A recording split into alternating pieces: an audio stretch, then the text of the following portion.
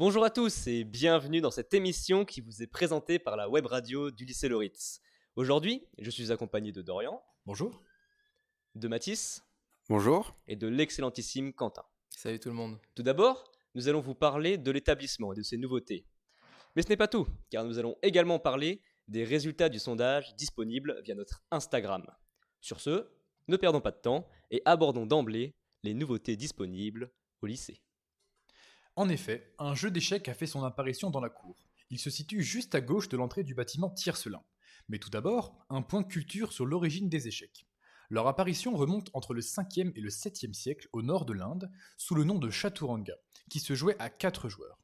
Chaturanga signifiant 4 corps, sous-entendu les 4 corps de l'armée, à savoir les chars, l'infanterie, la cavalerie et les éléphants. Ce jeu, qui se jouait à l'époque avec des dés, les perdra plus tard, pour devenir un jeu de 2 contre 2 en équipe, pour finalement passer au jeu en 1 contre 1 tel qu'on le connaît. Petite anecdote, saviez-vous que vous pourriez acheter le jeu d'échecs le plus cher du monde pour la modique somme de 5 millions d'euros ?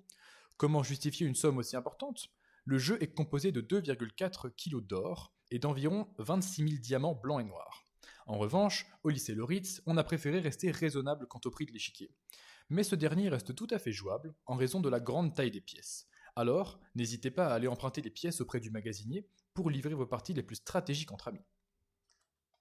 Merci Dorian pour ces informations. Je laisse désormais la parole à Quentin pour vous parler du petit point littérature. Alors tout à fait, nous vous rappelons que le livre retraçant l'histoire du lycée Loritz est disponible. Il a été rédigé par un professeur d'histoire et des élèves et il est intitulé Loritz, 175 ans d'une histoire nancéenne. C'est une véritable mine d'or qui balaye presque 2 siècles d'histoire avec pour fil rouge l'établissement Henri Loritz. Pour plus d'informations, vous pouvez vous rendre au CDI et vous verrez, vous ne serez pas déçus.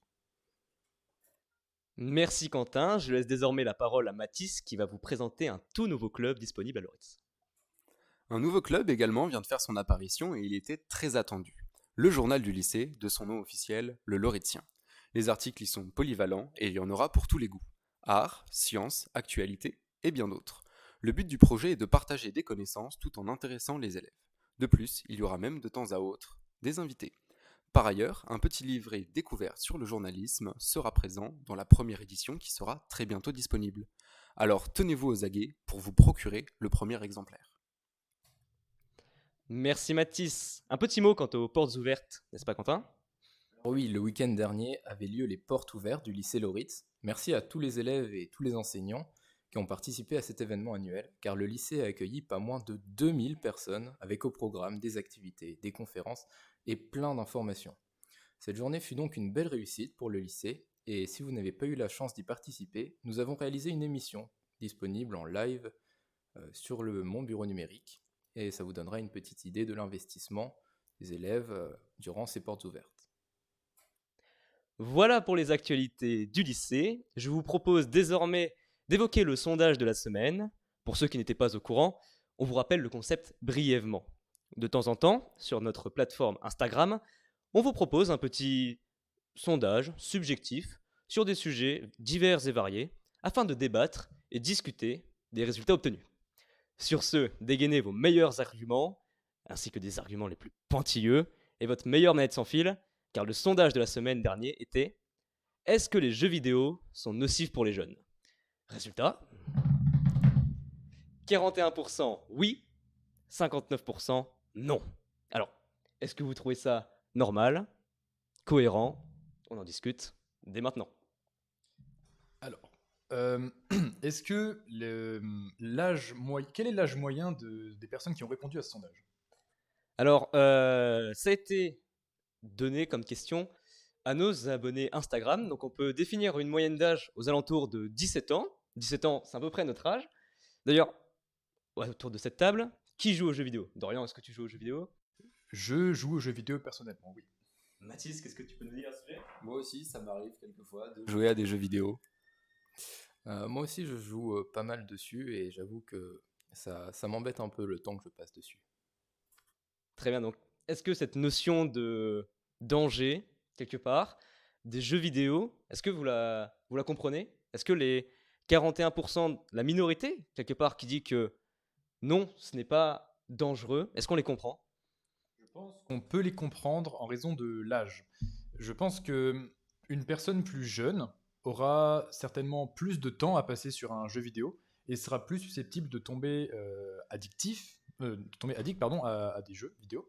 En revanche, une personne d'un âge qui correspond à la moyenne, des gens ayant répondu au sondage, aura peut-être moins de temps à passer dessus et peut-être plus de maturité à l'égard de ces jeux vidéo et peut-être pouvoir se raisonner plus facilement, ce qui expliquerait les résultats éventuellement. Oui, parce que je pense que ça nécessite un certain recul de se dire qu'on joue à nos jeux vidéo. Par exemple, on joue peut-être le soir et on aura toujours nos parents un peu sur le dos pour nous rappeler qu'on passe beaucoup trop de temps dessus. Et cette notion de savoir que l'on passe du temps sur les jeux vidéo, eh ben, faut avoir un certain recul, une certaine approche qui, je pense, vient avec l'âge. Alors, je sais pas ce que vous en pensez. Par exemple, Quentin, est-ce que toi, on te réprimande sur ce point? Oui, pas mal. Mais je suis conscient de ce problème et j'essaye d'y remédier et je vois une petite avancée quand même. Est-ce que Mathis, tu as peut-être une... Et moi, je vous rejoins. Comme toutes les bonnes choses, faut savoir modérer, c'est ça. Donc du coup, on joue, mais on n'en abuse pas. Oui, je pense que c'est ça. Et comme disait ma grand-mère, attention, hein, il faut savoir profiter de tout, mais un peu. Et donc je pense qu'une certaine solution, ce serait d'ajouter des normes, peut-être. Je veux dire, à tel créneau on joue aux jeux vidéo. Est-ce que ça peut être une solution? Est-ce que vous l'envisagez? J'ai déjà été confronté à cette norme.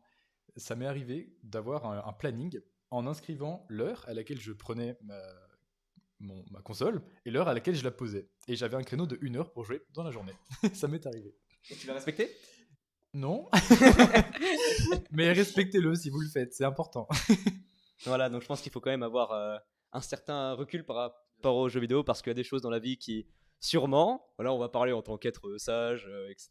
Est-ce qu'on applique ça en dehors? Bon, mais on va dire que les jeux vidéo, c'est bien, mais il faut savoir modérer. Et puis, qui sait, peut-être que vous trouverez une passion autre, comme le dessin, le chant, ou même sortir avec ses amis. C'est parfois très bien. Bon, bah, je pense qu'on a fait le tour de la question. Si vous voulez débattre, vous aussi, bah, retrouvez-nous sur les réseaux sociaux. Donnez-nous notre avis, votre point de vue, qui pourra peut-être éclaircir certains points que nous n'avons pas abordés. En tout cas, merci de nous avoir écoutés. Pour rappel, donc, nous sommes la web radio du lycée. Si vous voulez retrouver nos émissions ou échanger avec nous, je vous redirige vers notre compte Instagram @Nancy Radio Loritz ou vers la chaîne YouTube officielle du lycée, Loritz TV.